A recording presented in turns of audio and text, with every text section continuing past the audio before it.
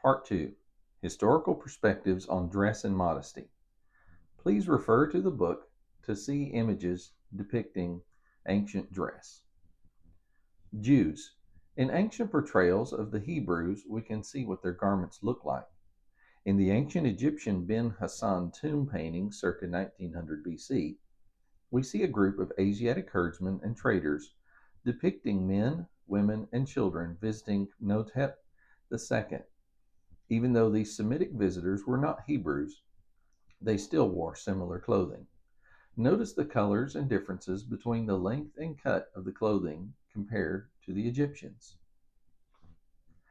Later, in Assyrian depictions, we see what may be King Jehu or his emissary, 2 Kings 9 and 10, bowing before the Assyrian king Shalmaneser III in 841 BC. The inscription on the obelisk reads, "The tribute of Jehu, son of Omri.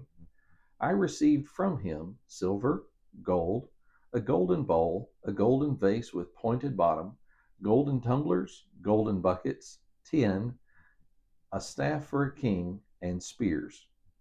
Notice the costumes of both the Assyrians and the Israelites. Pay close attention to the length and the areas of coverage. Our next depiction of the Hebrews comes from circa 701 BC, from an Assyrian relief found in the palace of Sennacherib in ancient Nineveh. Here we find a depiction of the conquest of Lachish, recorded in 2 Chronicles 32 verse 9. Notice the differences between the Assyrian soldier and the Jewish captives, highlighted in red. Also notice how the king is dressed, highlighted in blue. The Greeks and Romans. When we think of Greek clothing, we often envision classical Greek wraps, but Greek fashion evolved throughout the ages. Known Greek fashion began with the Minoan culture, an early Greek culture that flourished from 3000 to 1600 BC on the island of Crete. Minoans left many images whereby we could know their idea of fashion. Their dress was characterized by vibrant colors and complex costumes. The women wore multi-layered and patterned bell-shaped skirts that extended from the waist to the ankles. For the torso, they had tight-fitted sleeves and a vest that was form-fitting with a large frontal opening that exposed the breasts. The clothing of the men consisted of basically a loincloth with a pagne or sheath in the front center. Like the Minoan culture, the Mycenaean culture developed in the Bronze Age, but on mainland Greece, and followed similar fashion trends. Like the Minoan women, the Mycenaean women wore complex layered bell skirts and tops with either largely or fully exposed breasts. However, to emphasize the hourglass figure, Mycenaean women wore corsets. Mycenaean men were often shirtless and wore a short kilt or loincloth. Over this, they would, like the Minoans, sometimes be pictured with a cape. It wasn't until after the Greek Dark Ages, 1100 to 700 BC, that the archaic Greek culture arose.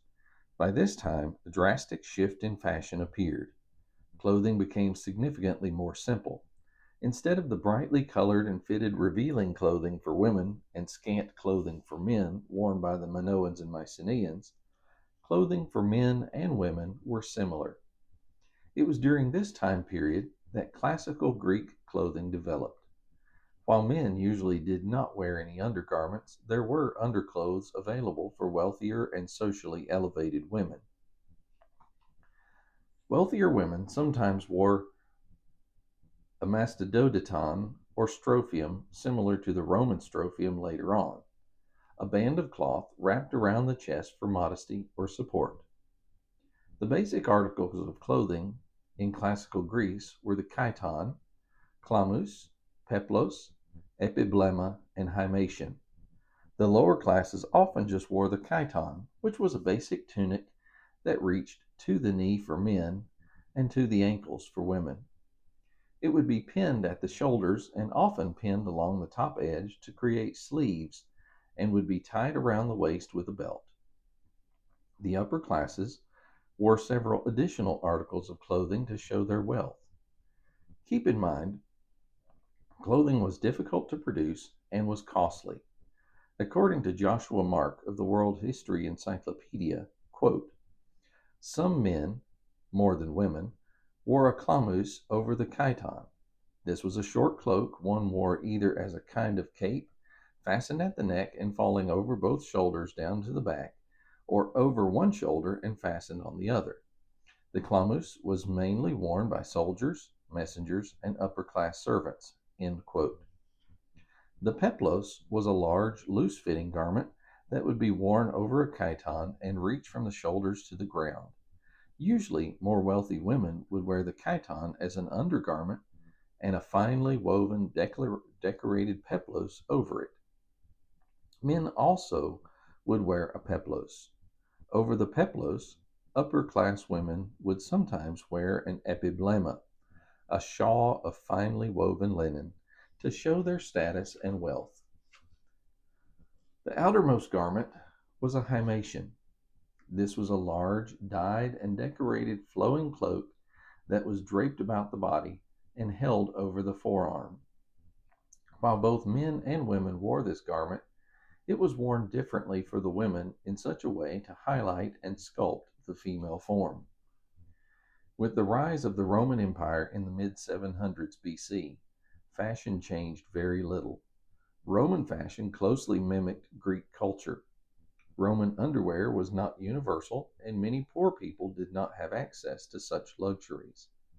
Most Roman men wore a basic garment called a subliculum. It was like a loincloth or a simple pair of shorts made from linen or sometimes wool. You'd tie it around your waist with strings or bands. Some versions looked a bit like a diaper if you imagine it wrapped around and tucked in. Women often wore something similar under their tunics, also called a subliculum. But sometimes a strophium or mamillary, which was like a primitive bra or band of cloth wrapped around the chest for support. The basic Roman garment for men and women was the tunic, which would reach to the knee for males and mid-calf for females.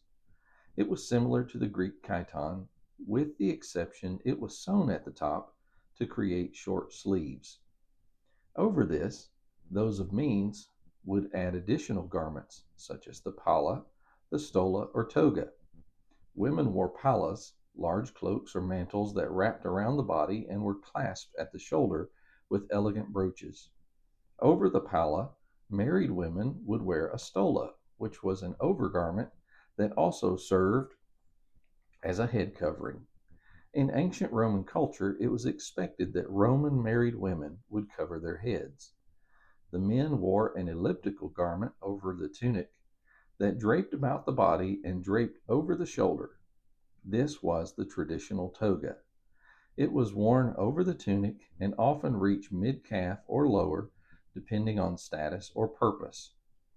In some parts of the empire or in military service, Roman men would wear knee breeches or long trousers to protect them from cold or other hazards. As you may be able to see, traditional ancient Greeks and Romans, especially of the first century, would be mostly clothed from the shoulder to the knee or lower. This was the societal standard. The only exceptions may have been athletes during competition, male slaves working in the field, or some military footmen.